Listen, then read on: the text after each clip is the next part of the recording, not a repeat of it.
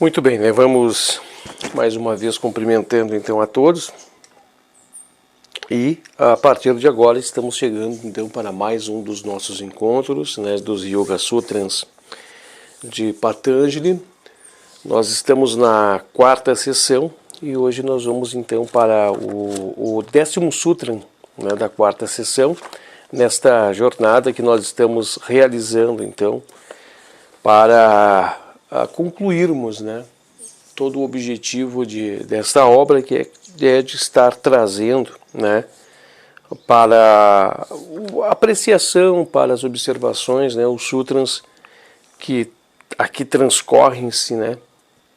Aqui a gente pode fazer as observações e entender todo este processo, né, dessa maravilhosa ciência de libertação que é, né, o nosso yoga, né, todo o caminho do yoga.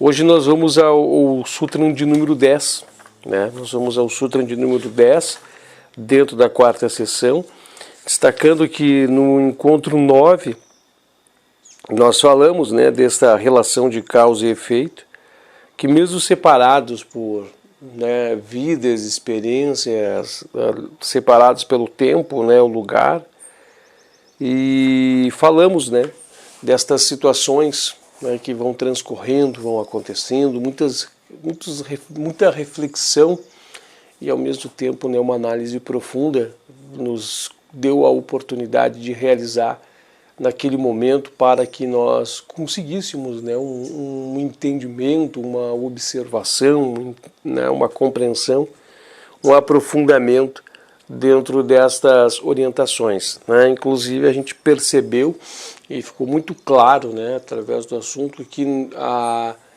vida em si, a vida é a experiência do eu superior, né, do eu maior, ele que está experienciando, né. Nós temos então, assim como podemos dizer, né, como o anoitecer e o amanhecer de um novo dia, que nos dá a sensação de separatividade, de divisão, podemos dizer que é mais ou menos semelhante ao processo que se dá em vidas, né?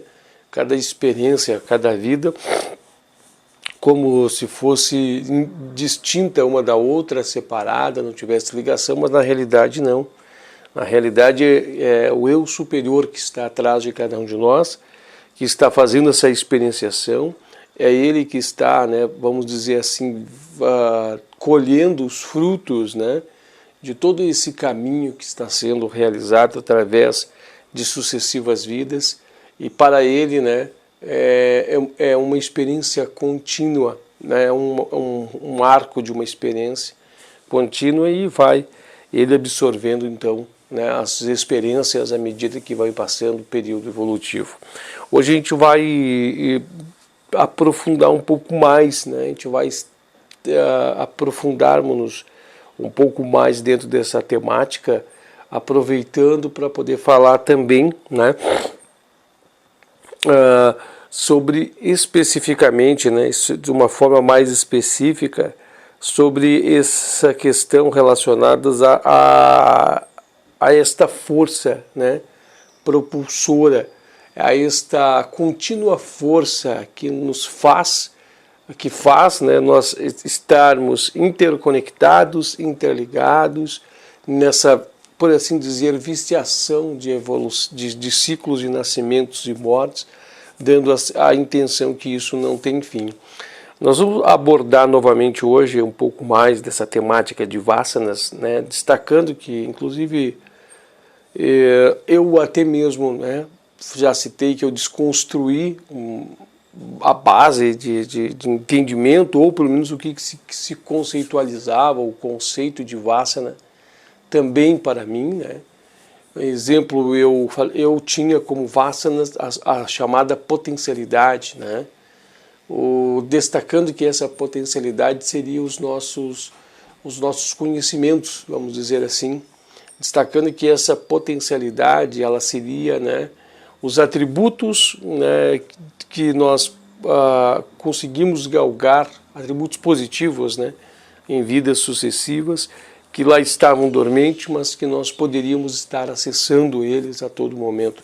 Não deixaria de ser também, né, de certa forma, porque todos os nossos atributos positivos e negativos estão lá em impressões, em samskaras, né, registrados no nosso corpo causal, né, estão fazendo todo esse registro dentro de cada um de nós.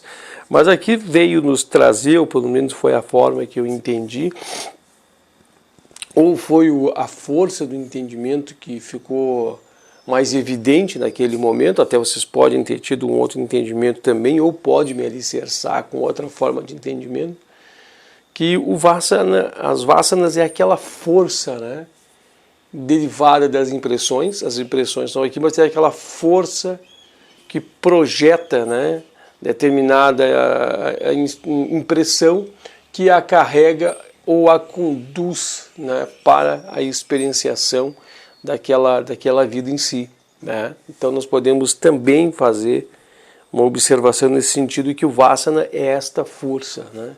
Os Vasanas. Então nós temos em nós, né, nós temos, vamos dizer assim, um tanque, né, de situações e impressões. Nós já lemos aqui que tem de haver, né, a condição específica para a manifestação de tal impressão, nós já verificamos aqui, e nós vemos também então que tem que ter uma força que impulsiona, né, esta impressão, esse samskara, para que ele possa, né, ser experienciado ou se materializar. E aí diz que não há espaço, não há tempo, não há lugar, né, que há situações em que eles aparecem, e que tudo isso representa simplesmente não o que o eu inferior tem de viver, mas é as experiências do eu superior, né, que ele é que está experienciando. E aqui também, nós vamos estar mais uma vez então falando sobre a relação desses temas, né? Nós vamos mais uma vez estar tocando e fazendo uma reflexão sobre ele, né, que vem nos apontar no Sutra 10, em seu título, que diz assim, ó, não existe um começo para eles, sendo eterno o desejo de viver. Né, vem fazer uma ligação mostrando-nos que o eu inferior, né, o nosso corpo físico, os nossos desejos, né, eles têm como se fosse uma vida independente, separada, né, que sempre através de uma força, de uma potência, de um desejo, sempre está querendo, né, estar à frente, né, querendo ter esse prazer, essa vivência, o viver. E além do viver, também experienciar os prazeres, né, que é, vamos dizer assim, a fuga da dor e a busca da satisfação dos desejos. Então é uma roda de aprisionamento contínuo. E ao mesmo tempo, nós, dentro desta roda, né, dentro dessa experiência,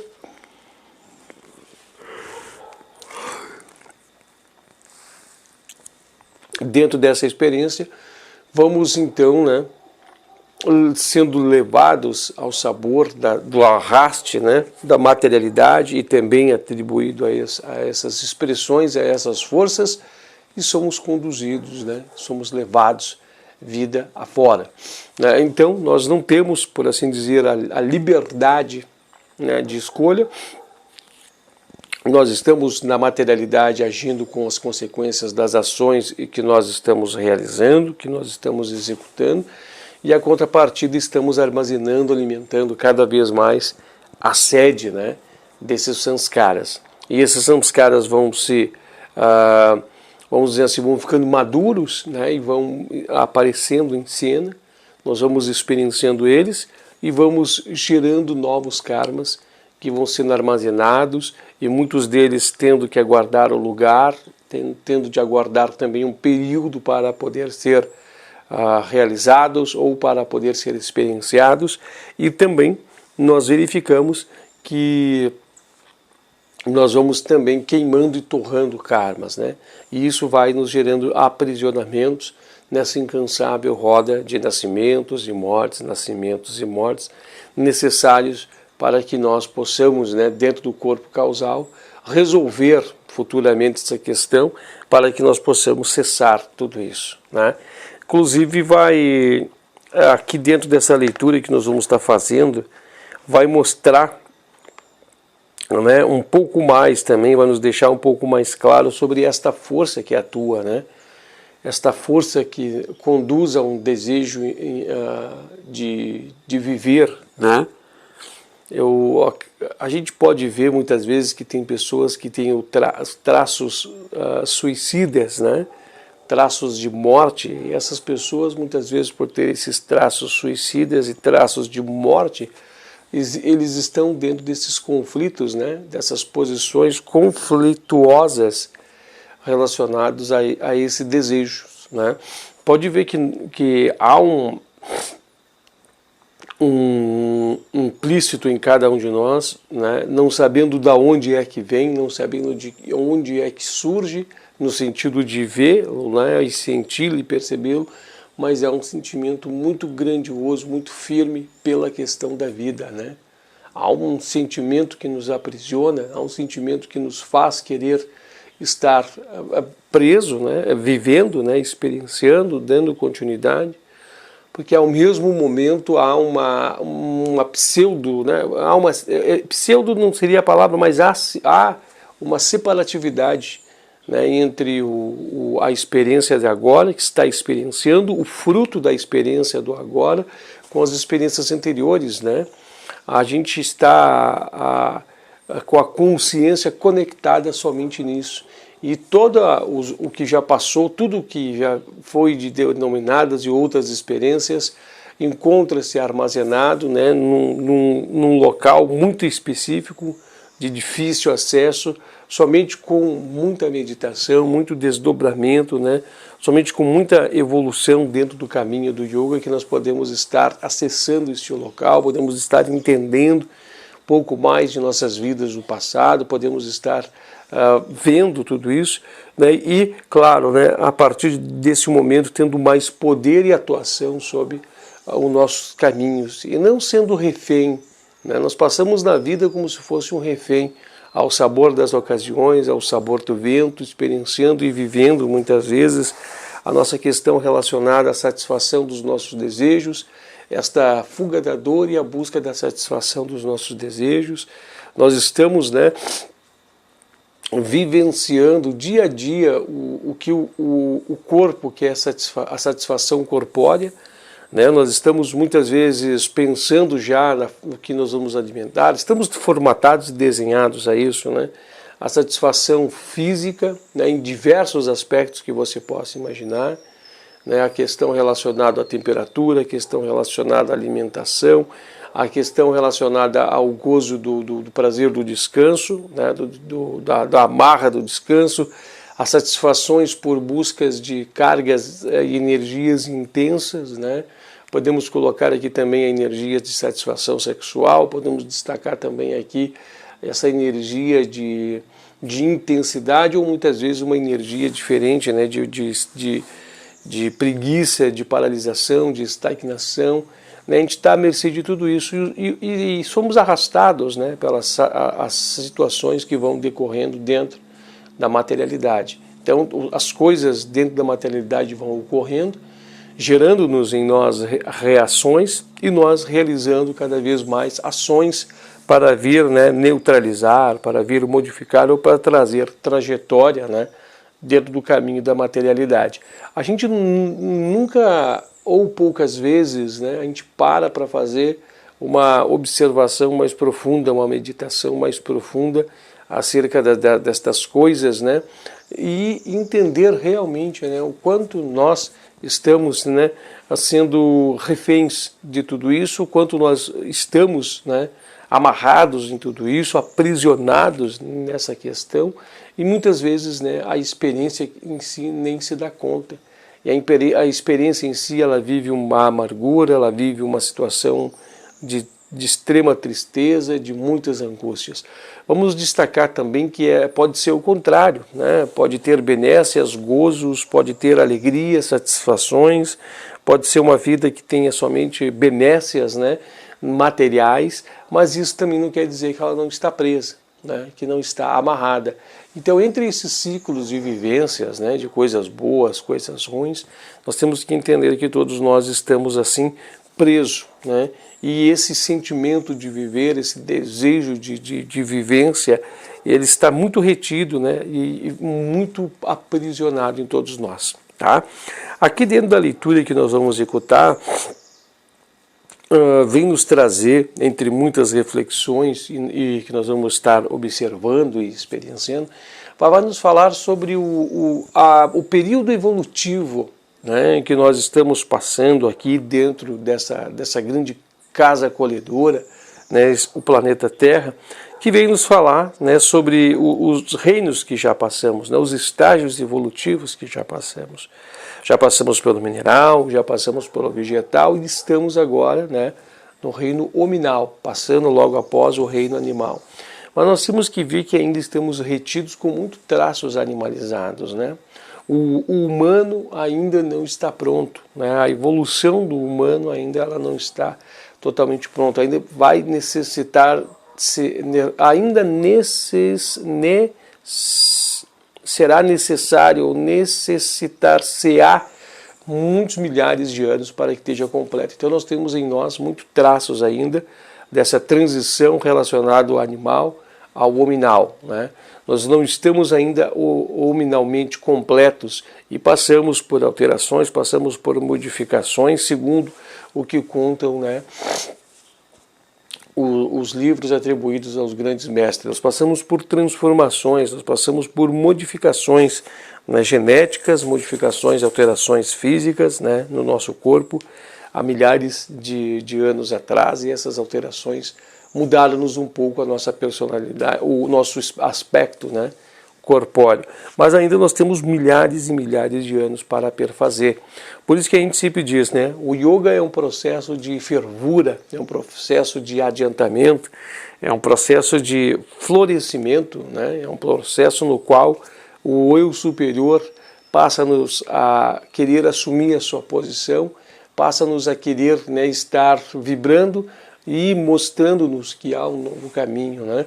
Mas não que pelo próprio processo da evolução, dentro dos seus milhares de anos, nós não vamos estar também evoluindo, né, nesse caminho. Nós estamos no arco ascendente, né? Nós já mergulhamos, já descemos, já entramos no profundo da materialidade e agora nós estamos inclinando a curva, né? Subindo novamente o arco no qual as potencialidades espirituais, no qual as nossas potências espirituais, elas começam a aparecer. Em alguns mais, em outros menos.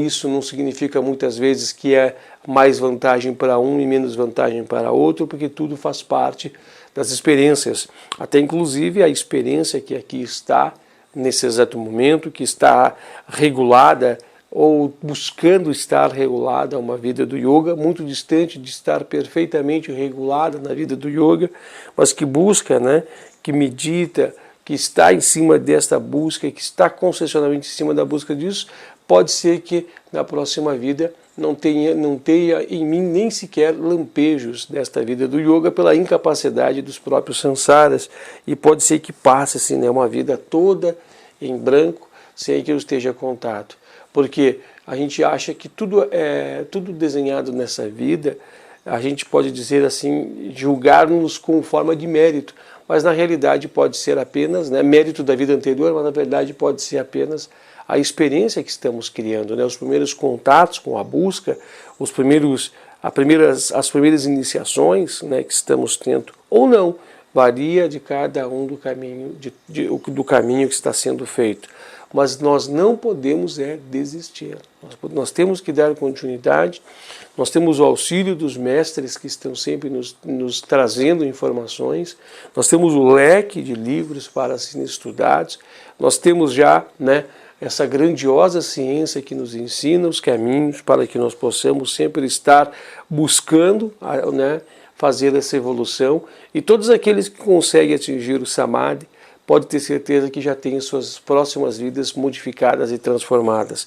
E todo aquele, né, assim como está no Bhagavad Gita, que deu um passo, por mínimo que for no caminho do yoga, já lhe mudará as condições para as próximas vidas, no qual ele estará mais próximo ainda, mais seguro ainda, próximo de grupo de familiares ou pessoas que poderão estar envolvidas com o caminho do yoga, fortalecendo, né, cada vez mais e cada vez mais condicionando-as a eles estarem dando sequência a este caminho relacionado ao yoga. Então, nós temos que seguir o caminho, nós temos que fazer a continuidade do caminho.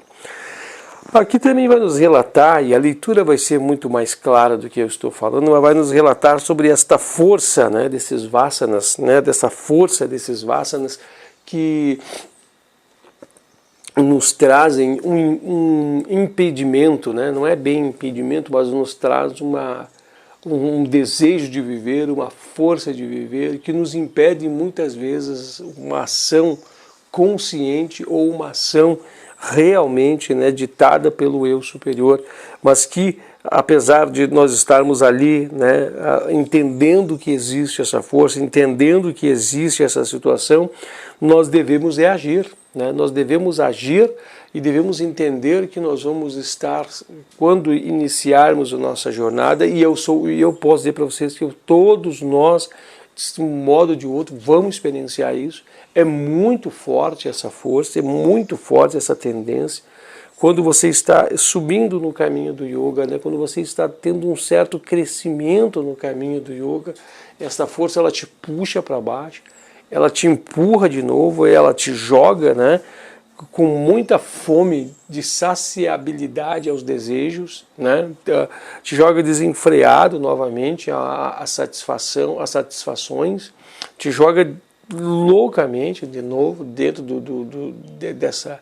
dessa vida de sansaras, né, dessa vida de a vida comum, vamos dizer assim, né, correr atrás da satisfação dos desejos, um mergulho forte na materialidade. Se a gente não estiver devidamente preparado, pode ser danoso as consequências, né, porque ela puxa mesmo, dá um puxão terrível e revela-nos a nós uma luta frontal, né, uma luta de frente a frente com os nossos mais íntimos e secretas situações, aquelas que nós estamos aqui para buscar resolver nessa vida.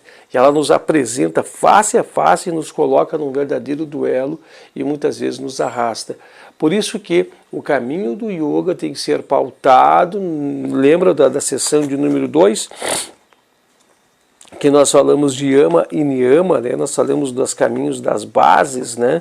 Tem que ser muito pautado, levado muito a sério essas bases. Essas bases têm que estar muito bem plantadas para que não haja a queda do yoga. Porque a queda do yogi, ela pode ser tremendamente ou deveras terrível, terrível, terrível, terrível.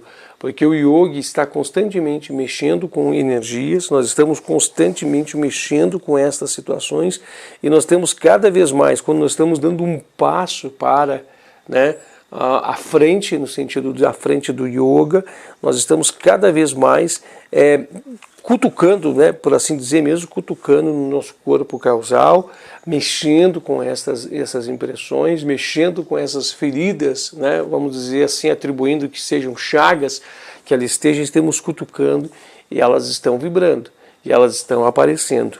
Dizem, e diversas pessoas, mestres falam, que quando nós estamos na busca do yoga, o processo do karma, né, o processo dos samskaras, ele é acelerado e as situações vêm realmente para que possa executar o teste e nós resolver, então, e fazer a resolução, resolver essas situações. Então, os processos, eles são acelerados. Então, não queira, né, ficar na sua mente uma mensagem de que quando começa a praticar o yoga, nós vamos estabelecer a verdadeira tranquilidade e harmonização. Não, nós vamos estar numa verdadeira busca constante. Eu não vou dizer luta, não vou dizer luta porque não podemos, não há brigas, mas há sim, né, uma constante busca pelo entendimento, uma constante busca para que nós aquebrantamos em nós, né, os nossos anéis, os nossos grilhões,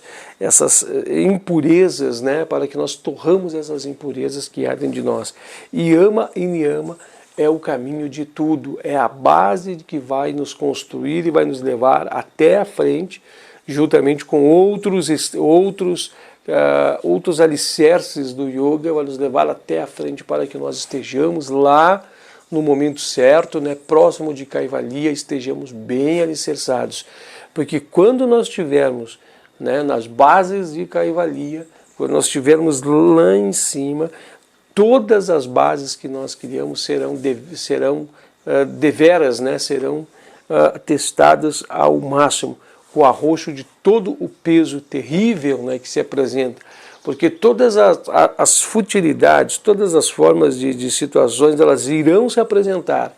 Assim como as denominadas tentações que foram apresentadas, né, aos mestres, elas vão aparecer, né, das inumeráveis formas a todo momento, nas maiores fraquezas que nós temos para nos testar, porque é os últimos samskaras, né, usando-se das suas forças para que nós possamos romper tudo isso, tá?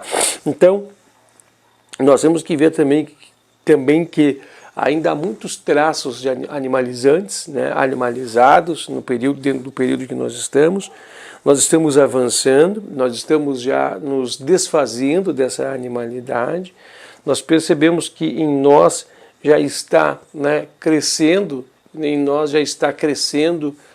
um instinto, né, ou não daria para se dizer instinto, mas já está crescendo a espiritualidade dentro de cada um de nós. Ela já é latente, ela já é crescente, né, mas nós temos que entender e compreender tudo isso. A partir do momento também, a leitura vai nos esclarecer um pouco mais do que eu estou falando. Não é conversas vãs, não é palavras jogadas aqui não, mas são palavras que vão ser utilizadas, né? É um discurso que vai ser utilizado para que você possa, no momento que você absorver esse conteúdo, problematizar esse conteúdo, né? Querer fazer perguntas, questionamentos, tudo isso servirá de base para que você possa fazer o entendimento. Então, no momento em que nós estamos, né, mergulhando, descendo na materialidade, nós estamos assumindo as experienciações, perfazendo este longo caminho desde o mineral, nós estamos então já, né, criando-nos situações, criando-nos, né, um imenso desejo, né, de viver, e já começa também a entrar em nós a vidya, esta ilusão. Nós começamos a penetrar a ilusão da materialidade. Quando a gente fala ilusão, a gente está falando no seu peso, a gente está falando na sua emulsão, misturando-se a ela, né? Nós estamos então perdidos de quem nós somos, nós estamos achando que somos os sentimentos, não somos os sentimentos, achamos que somos pensamentos, não somos os pensamentos, achamos que somos o nosso corpo, não somos o nosso corpo.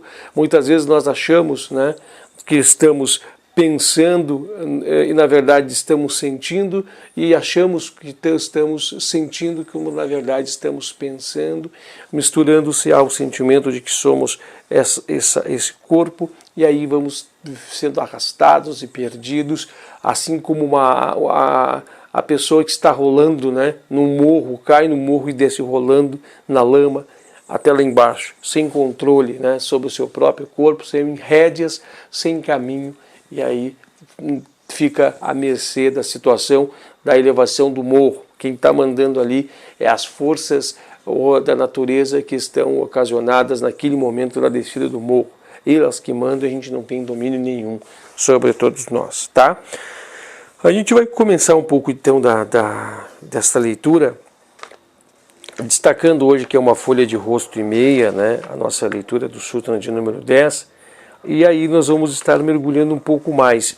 Eu digo para vocês com todo o coração que a partir dessa nova construção, desse novo conceito de Vassana, para mim, né, colocando-o como a força, para mim, como já disse, né, eu tinha um outro conceito relacionado, foi me passado uma orientação que me conceitualizou esta forma de pontuar, mas agora eu entendi que nós temos os samskaras, né? Eles estão ali, os sanskaras, mas e a força que os projeta, essa força se chama Vasana, né? Então tá bom, vamos estudar um pouco mais então sobre essa força atuante, essa força que nos traz até mesmo esse desejo intenso, né, eterno, de viver, de estar agarrado, aprisionado a estas questões. Vamos dar dando uma lida em tudo isso, entendendo que, né, isso vai nos trazer subsídio para que nós possamos juntar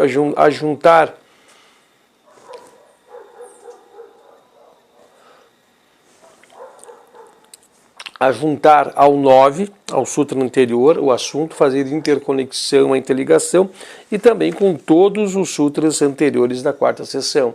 Destacando que nós abrimos uma introdução nesse sutra, destacando, né, sobre as mentes artificiais, que serão elas que vão torrar todos esses sanskaras, todos esses karmas, e aqui está nos orientando e nos trazendo orientação de como é o procedimento.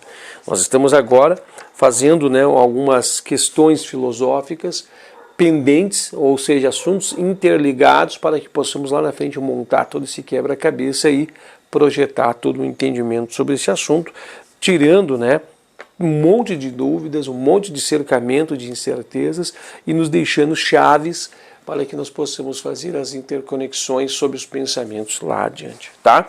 Vamos então, quarta sessão, Sutra de número 10, aqui diz assim, ó, não existe um começo para eles, sendo eterno o desejo de viver.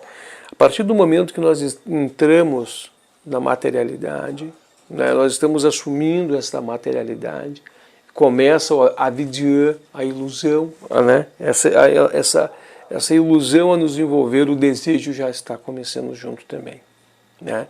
Já há esses anteparos que nos envolvem.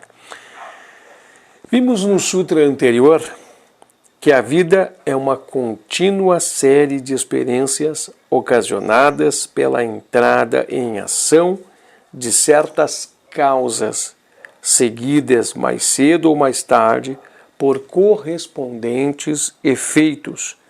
Todo o processo sendo assim um ininterrupto fluxo de ações e reações. Surge naturalmente a pergunta: quando e como esse processo de acumular samskaras começa e quando ele pode terminar? Essa é interessante, né? Então a gente vê que há uma sede, um corpo causal. Nós percebemos também que existe um ciclo, né? Existe uma alimentação, eles são criados, eles estão sendo gerados, e a gente está estando ciente ou não ciente, esse processo é contínuo, está acontecendo. Já temos informações aqui do Sutra 9 que quando a experiência, a vida está ocorrendo, né, ela está experienciando e que gerando novos samskaras, né, novas impressões, e que muitas vezes as pessoas dizem que tem sorte, tem azar na sua vida, isso não significa isso, né? O que a gente pode pensar? Medite um pouco sobre isso. Se você acha que tem que parar o vídeo para refletir, fique à vontade, tá? Vamos seguindo aqui. Estamos presos à roda de nascimentos e mortes por conta das vasanas,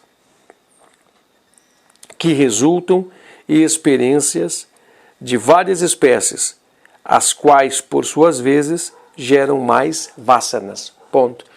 Ainda percebo aqui, através dessas leituras, que ainda carece-me, né, de um entendimento mais conceitual, uma maior conceitualização para definir vasana, né?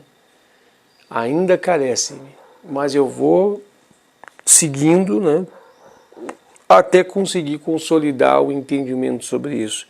Mas percebo que ainda carece-me, né, mais entendimento sobre isso. Mas ok. Ao que parece, estamos diante de um desses enigmas filosóficos que desafiam qualquer solução.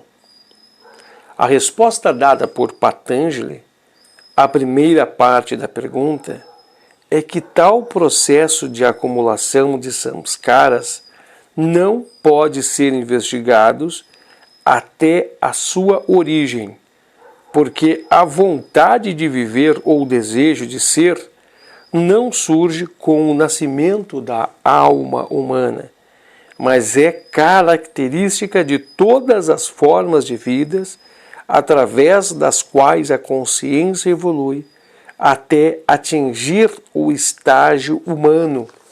Ponto. Olha que interessante essa especificação, né?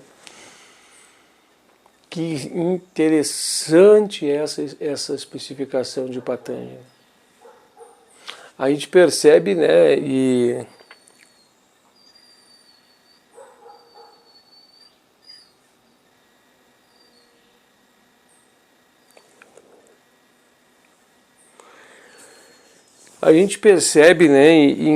ou dar-nos a compreensão que as vidas são separadas. Ainda temos essa sensação. Tu viu que o 9 diz que não há separatividade, que é tudo interconectado. É como se fosse o dia e a noite, né? E quem é que está fazendo, quem que está vivendo verdadeiramente, né? É o eu superior. É ele, né, que está experienciando. Uma linguagem mais coloquial, né, mais informal, o espírito, né? E agora vem-nos a orientação de Patanjali que esse desejo de viver, olha que interessante isso, o desejo de ser, eu sou isto, eu sou aquilo, né?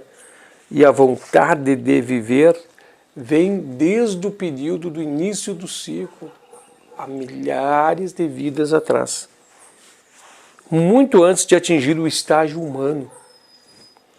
Olha que ele complementa aqui, ó. De fato, no momento em que a consciência entra em contato com a matéria, com o nascimento de avidya, e os kleshas começam a atuar, os sanskaras começam a formar-se. Então, desde aquele momento, né, que nós estamos sendo conduzidos a mergulhar na materialidade, né, que nós, a mônada, estamos sendo levadas, conduzidas a mergulhar na materialidade, começamos a entrar dentro desses processos e começamos a gerar a identificação através dos processos de Maya, os processos das ilusões.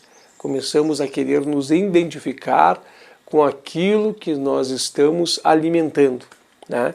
Podemos dizer assim que a corrente elétrica dá vida ao liquidificador, mas o liquidificador, né, ou o ventilador, enfim, eles não são uma vida sozinha e aparente.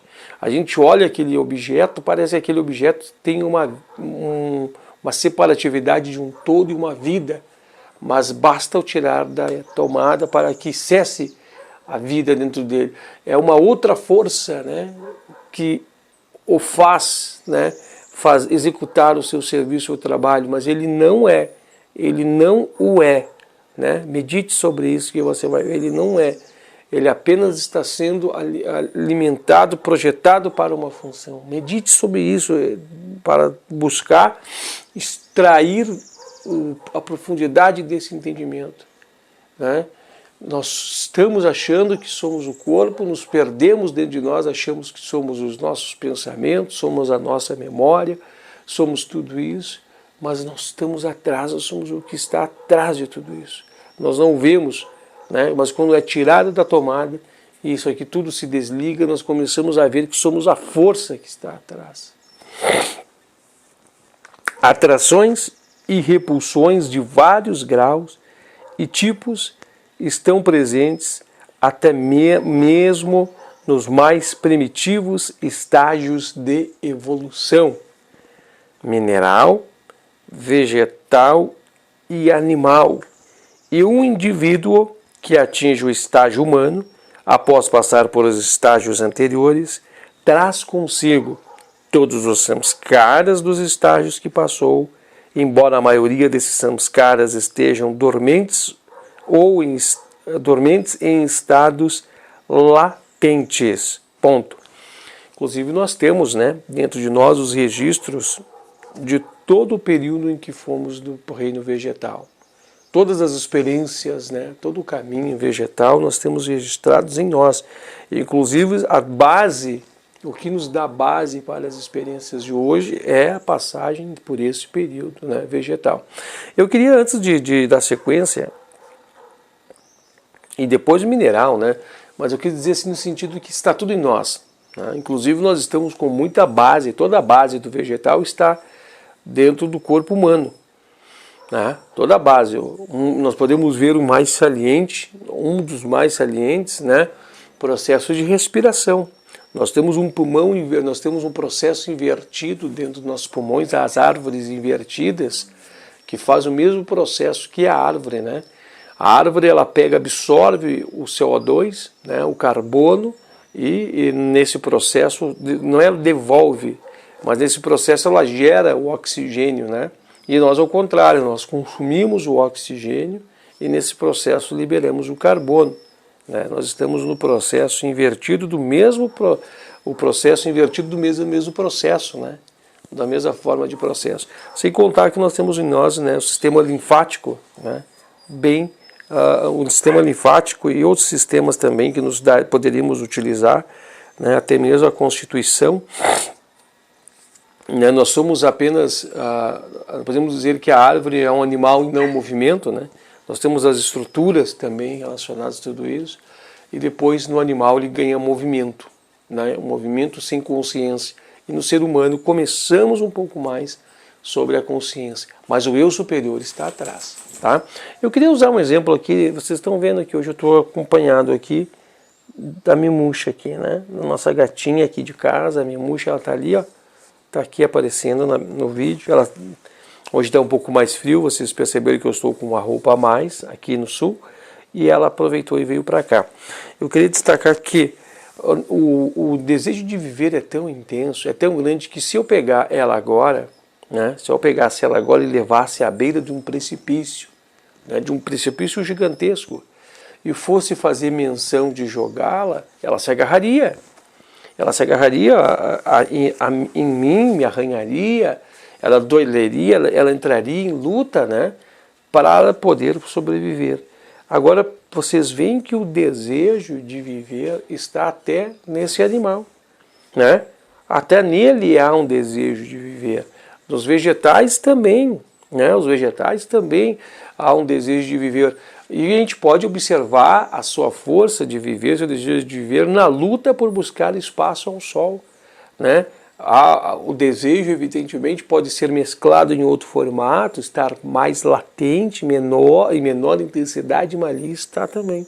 Então a gente vê que é uma força, né? É uma força muito poderosa, e que nos arrasta, né? Nos leva, nos conduz pela vida. Os traços animais são reconhecidos. Aqui vai fazer uma colocação agora, esse trecho, uma relação de que ainda há traços animalizados no ser humano, né? Vai evidenciar para nós que nós estamos ainda com os traços, né, dormentes e latentes, e aqui vai complementar dizendo que ainda há traços animais em nós. Ou vamos observar. Evidentemente que haverá, né? Aqui está colocando na voz da ciência, mas ainda estamos entrando no processo de subida do arco, né, espiritual. Então há muito ainda animalização em nós, há muitos traços animais. Se nós pegarmos a nossa vida, cerca de 10 mil anos atrás, né, 10 mil anos atrás, isso vem mostrar o quê? Vem mostrar que nós éramos a animalização muito grande. Inclusive, nós estávamos saindo desse período e indo para outro período pela que a história nos revela, né? Então nós podemos, 10 mil, 12 mil, 15 mil anos atrás, né? Nós estávamos saindo de um período e entrando num período mais espiritualizado, né? Nós estamos vendo isso. E aí começa, através dos traços, né, da história, nós começamos ao nomadismo, seminomadismo, começamos ao desejo, né, da carne, da proteína, Começamos a confeccionar as pedras, começamos a confeccionar, né? Nós começamos a utilizar da experiência para pesca, para caça, né? Começamos a viver em grupos, então isso já vem começando a mudar, já vem começando a trazer mudanças, mas tudo bem, isso são outras formas de orientação, né? Os traços animais são reconhecidos, inclusive pela psicologia ocidental, como presentes em nossa mente subconsciente, e o afloramento ocasional desses traços, pertencentes aos estágios inferiores, deve-se à presença deles em nós, né? De todos os samskaras que colhemos ao longo do nosso desenvolvimento evolutivo.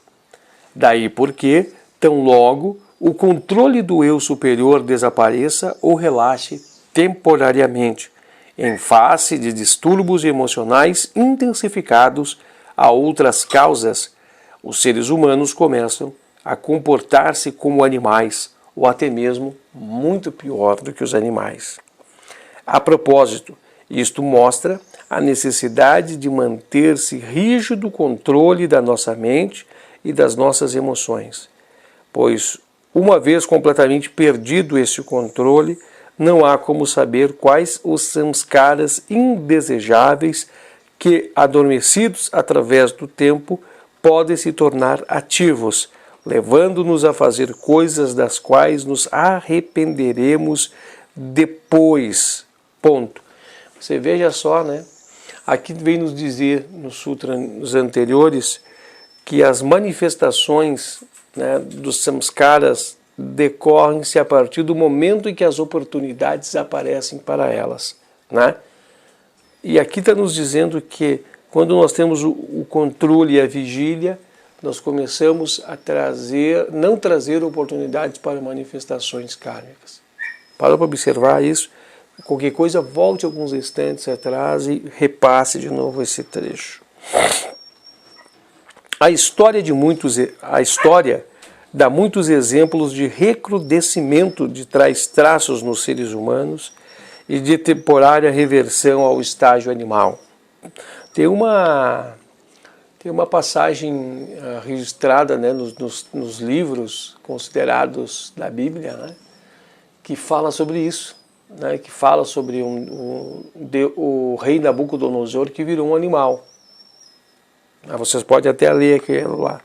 Pode ser uma colocação de um homem, né, que se perdeu em seus delírios através das liberações de suas forças e entrou num processo muito caótico, vamos dizer assim, né? Pode estudar um pouco mais sobre isso se é do teu interesse. Sem dúvida, os reinos humano, animal, vegetal e mineral são claramente definidos. São estágios de evolução separados, não podendo haver retrocesso de um reino para o outro.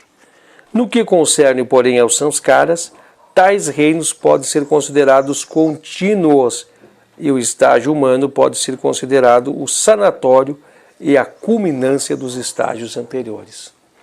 Então a gente faz uma observação que diz que por mais que esses traços, ou a vida em si, a estanques, na verdade, é uma linha contínua, não é? Nós estamos chegando já com o tempo quase no fim, não vai dar tempo de nós estarmos esmiuçando muita coisa, faltam 8 minutos, né? Mas haverá tempo de nós estarmos aqui fazendo algumas colocações sobre isso, que é assim que poderem ser dadas, né? À medida que o processo evolutivo avança, os vasanas vão se tornando cada vez mais complicadas. E no estágio humano assume uma variedade desconcertante e complexa, dada a introdução do componente mental. Olha que interessante. Dada a introdução do componente mental. Então aqui vem deixar bem claro, e já estava praticamente subentendido, que os vasanas, que magistral essa filosofia, né? Agem em um corpo separado, o corpo causal, né? Estão ali, a sede dos samskaras. Então a gente vê que é indiferente, né, da consciência, da mente, do plano mental. Que fenomenal isso, né? O intelecto, embora até certo ponto seja servo ou instrumento do desejo, representa, por sua vez, relevante papel no crescimento da natureza do desejo. Olha que interessante. É uma anteparo a mais, né? No caso, desejo altamente complicados e de variados tipos do homem civilizado moderno, apresentam interessante contraste em relação aos desejos comparativamente simples e naturais do homem primitivo. Deixa eu fazer a leitura de novo desse trecho. No caso, desejos altamente complicados e de variados tipos do homem civilizado moderno apresentam interessante contraste em relação aos desejos comparativamente simples e naturais do homem primitivo. Correto, corretíssimo, corretíssimo. Prosseguindo ainda mais, a evolução e com a prática do yoga são contatados níveis mais sutis da consciência. Os desejos vão ficando cada vez mais purificados e sutis, e, portanto, mais difíceis de detectá-los e transcendê-los. Ponto. Olha que interessante, mas isso é uma grande realidade, né? As coisas só têm alteração e mudança na sua forma, mas ainda continuam embasadas no mesmo princípios anteriores. O que eu quero dizer com isso? Hoje nós temos o e-mail, né? Mas antigamente nós tínhamos o correio. E o correio era feito a pé, feito por cavalos, né? Então a gente observa que a necessidade era a mesma, comunicação. Mas hoje a forma de se comunicar ampliou-se muito. Mas não deixa de ser a relação, apesar de toda a tecnologia embarcada, não se deixa de ser o objetivo da comunicação. O comunicar, né?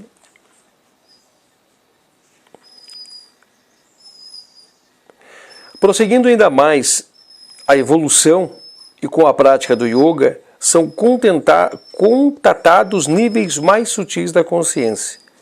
Os desejos vão ficando cada vez mais purificados e sutis, e, portanto, mais difíceis de detectar e transcender. Já lemos esse trecho, né?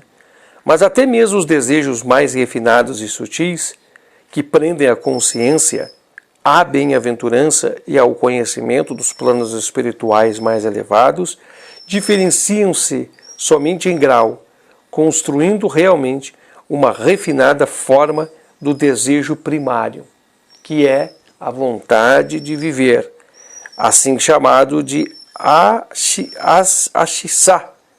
Ashisa, deve ser isso o nome em sânscrito.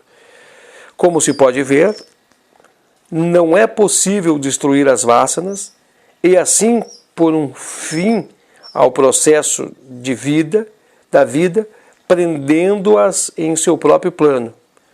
Inclusive, Niskama Karma, quando praticado com perfeição, só pode interromper a geração de um novo karma pessoal no que se refere ao futuro.